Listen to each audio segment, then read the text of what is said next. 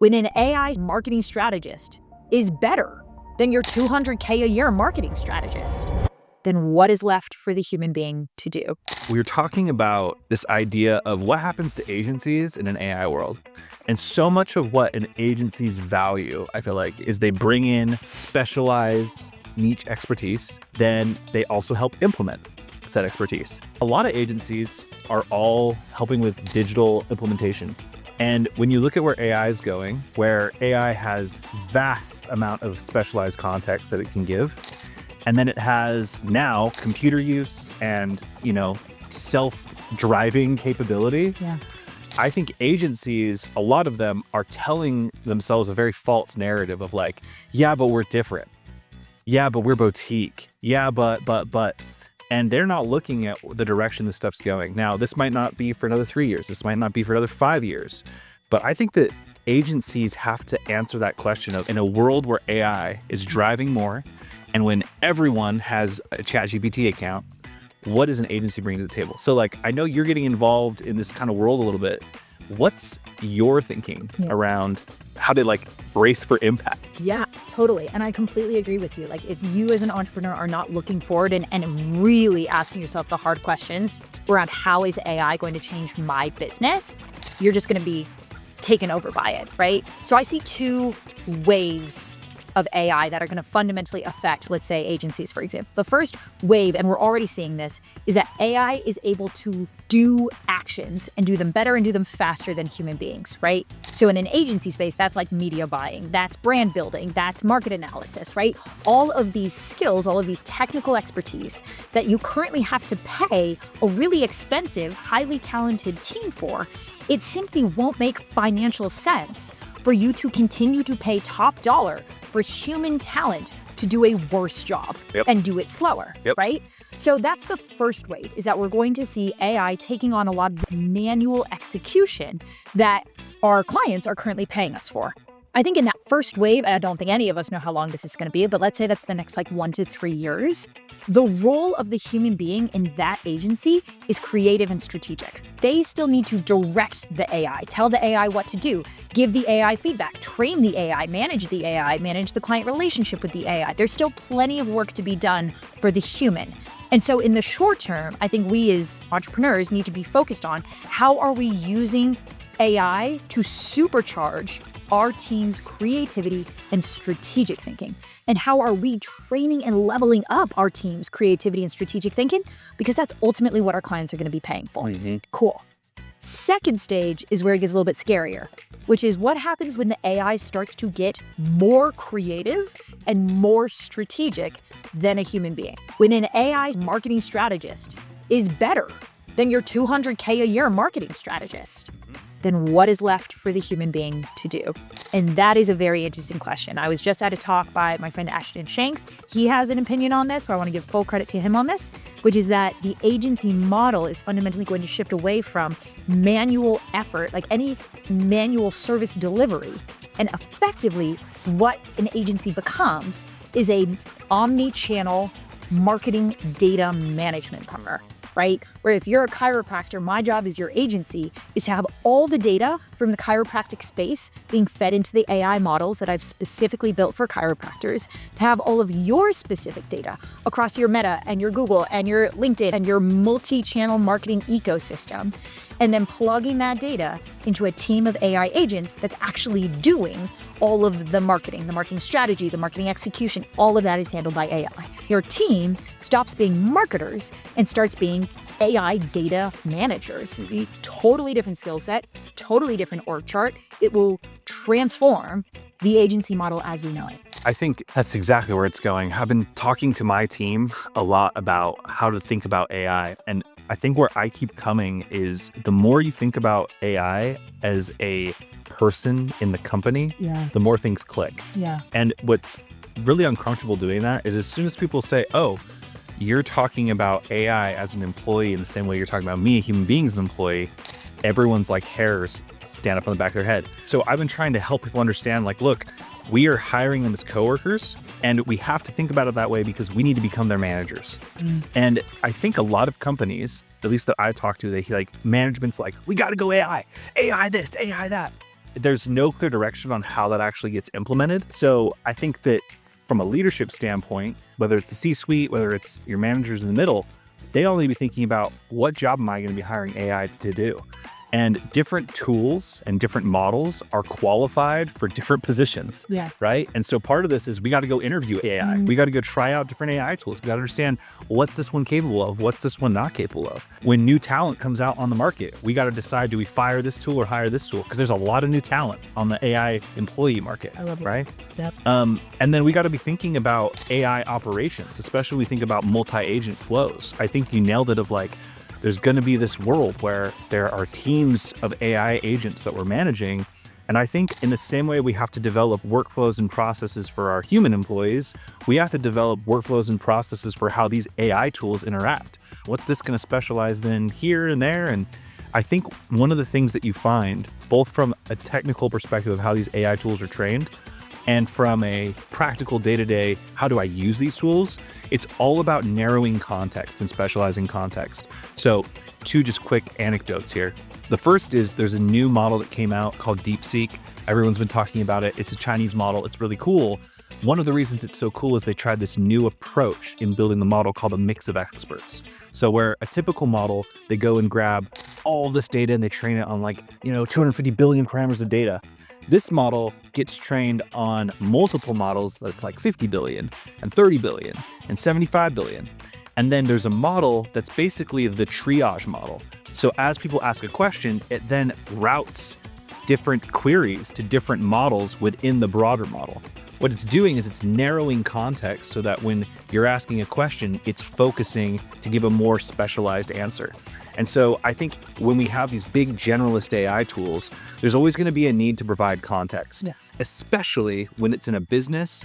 How are you going to give that AI tool the context of your business, the context of your customers? And so I think thinking about operations as for AI employees so that they can get that context and then work with whatever human talent is involved is like the secret sauce right now. I love that. And there's something that you're doing for your team that I want to call out because I think it's very genius, which is you are actively and you're spending time and energy shifting their mindset around AI. Because the thing with AI is that it is learning faster than any of us can keep up with. And so if you want to have the competitive advantage, it all comes down to speed. And what's faster? You, one founder, thinking about AI in your business, or having your entire team thinking about, experimenting with, trying new tools, figuring out new workflows, figuring out how to elevate themselves and make themselves more productive and powerful with AI. 80 brains is better than 1. But the challenge is that from a team and an employee mindset perspective, AI is taking their jobs. AI is taking their best friend's job at the company. Why on earth would I want to bring this into the business? Totally. So our job as leadership is to change the cultural messaging around AI and help our team feel safe. Because otherwise, they will actively resist. Of course they will. They will actively resist the rollout, let alone get on board and help you drive it forward faster. Absolutely. So one of our companies that we're involved in, Greenseed, they've made me the director of AI adoption across all the companies. Very fun. Yes. And it's been interesting as I've talked to people that are as part of these different departments, that there are some people in these departments that have been using AI really well, like insanely well. But they've been quiet about it. And why they've been quiet about it? They've been quiet about it because, hey, if I can get the same amount of work done in 2 hours in 8, why do I need to go do that? If I'm kicking butt, I don't want to go and just hand over those tools that I feel like are making me stand out as an employee, right? And so part of this is we have to create systems that are rewarding people that are coming up with these ideas and not making them feel like they're losing out by sharing this information.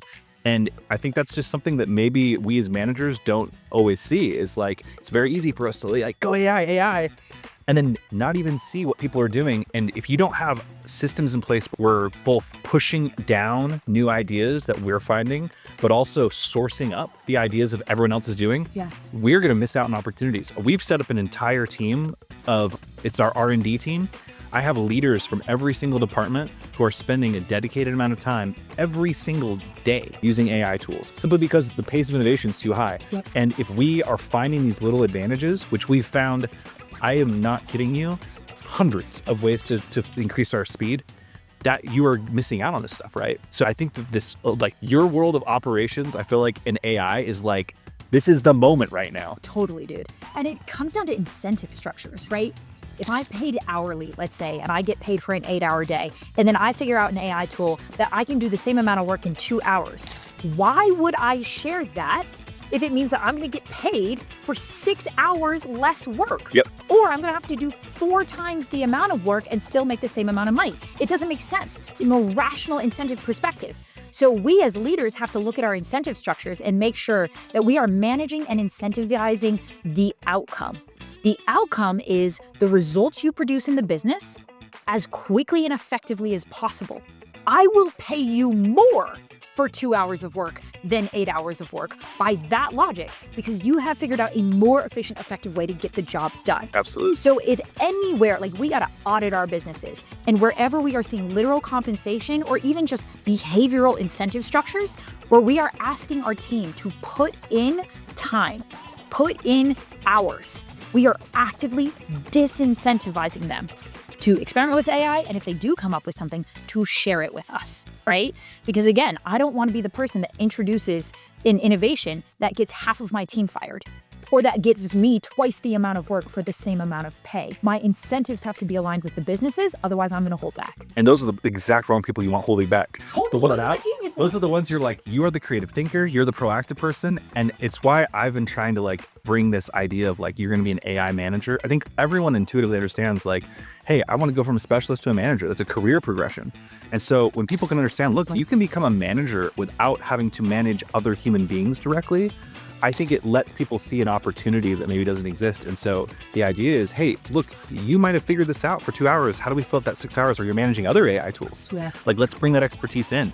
And I think another part that's really, like, this is so tactical, it's not very strategic. I think it's worthwhile. Yeah. There are so many tools in the marketing space that are built for like marketing automation. Zapier, Make, these things, but they're really no-code tools. They integrate with so many different apps and platforms that they're useful for flows that have nothing to do with marketing.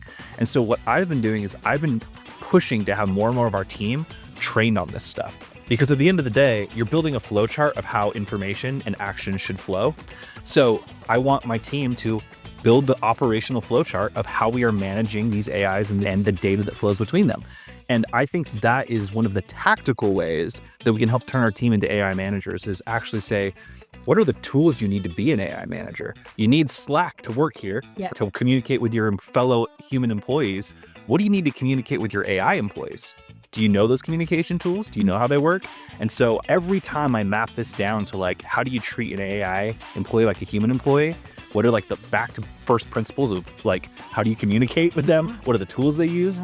All of a sudden everything clicks. And I think that the more you try to like treat AI as other, the harder time you're going to have figuring out how to put it in your business. I love that, because I think it's a framework that we all already understand as managers. And so we're able to take that and apply it to this new domain where we maybe feel overwhelmed, feel a little bit lost, not sure how to approach it. Have no idea where to start. But you're just taking the exact same framework of this is how you manage your human team. And the only difference is that now that team is digital, but the same things apply. What does that team need?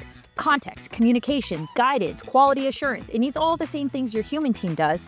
And then you get to ask your team, your human team, the question, how are you going to retrain, retool yourself to be able to manage and offer the AI team what it is that they need to be successful? Yeah. What's beautiful about AI, like the promise of AI, is that it gets to eliminate all of the manual button clicking roles, right? The roles that just suck the life out of people and are just so boring and so monotonous, and somebody's got to do them. Yeah, well, now an AI gets to do them.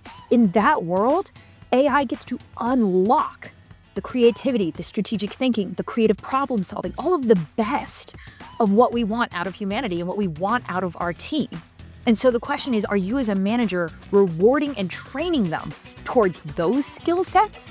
Or are you keeping them focused on the manual button clicking until an AI inevitably takes their job, right? We get to choose whether our team is going to go through this level up with us or be absolutely steamrolled by it. I want every single one of my team members to feel like they had career progression because we've been so aggressive with AI. Yes. It's the only way that I feel like I can create security for the company, but but security for people individually, Yep. right? Because I know that this wave is going to be coming, and whether they stay with us for a short time or a long time, I think that if it's in their role here or their role at the next company, they need to have these skills totally mastered. It's weird because I think the one difference between hiring AI and hiring a human, it's so weird talking about it like this. I like it though. I like it. Yeah. It's a good framework. But like the one difference between hiring a human and hiring an AI right now, though, is we adapt our workflows to these new employees. Like normally when you're an employee, you come in, step into a company, it's like, okay, we're going to teach you now how to operate within our world. It's like we just had a bunch of aliens land down and we're like having to adapt to how they want to work. Right. And so that's one of the tricks, I think, of being an effective AI manager is rather than trying to take an AI and make it fit in the box that you think it should exist, you've got to rethink the whole process from scratch and be like, okay, we've got this whole new, brand new super alien here that can help contribute to our team. Yes. How do we go and fit that in to what's the stuff that we're all getting hung up on? It's like you got to go like do a SWOT department by department, workflow by workflow, get super clear on it, and then figure out where do we plug you in? It's so much work to do that. But like every time you do it, you unlock these leaps. And that's the thing, right? Like, is we're just going to see this huge gap widen between the companies that are willing to like get dirty with it, figure it out. It's not going to be perfect. I'm willing to try. I'm willing to change. I'm willing to experiment with this. I'm going to get it. And those companies who are doing that right here at the beginning, because of the nature of AI that exponentially compounds, they are going to create this huge gap that only gets bigger and wider faster between them and the companies that delay, the companies that bury their head in the sands, the companies that tell themselves that AI isn't going to take our jobs and we're going to keep doing things exactly the same way. And those companies way out ahead, gonna freaking acquire those companies. Acquire them or put them out of business. There's no reality where the market rewards an older, more expensive, less efficient way of doing things. The market will always reward the faster, more profitable, leaner teams. And so you as an entrepreneur have a choice. Which group do you want to be in? And are you willing to go through the messiness of being a first adopter here? Or are you going to be capsized by this wave? Totally. The whole triangle where it's like, okay, you can have it fast, Right. you can have it cheap, or you can have it quality. Right. But pick two. Right. AI is like, you can have all three. You can have all three. You can literally have all three. You can have it cheaper, you can have it fast, you can have it high quality. Yes. And I think that's like one of the craziest things about it because it's like, yeah, if you can have all three, any company that's still playing the pick two game will get left behind. Right. Like, what client would pick 2 over 3 when they could have all 3?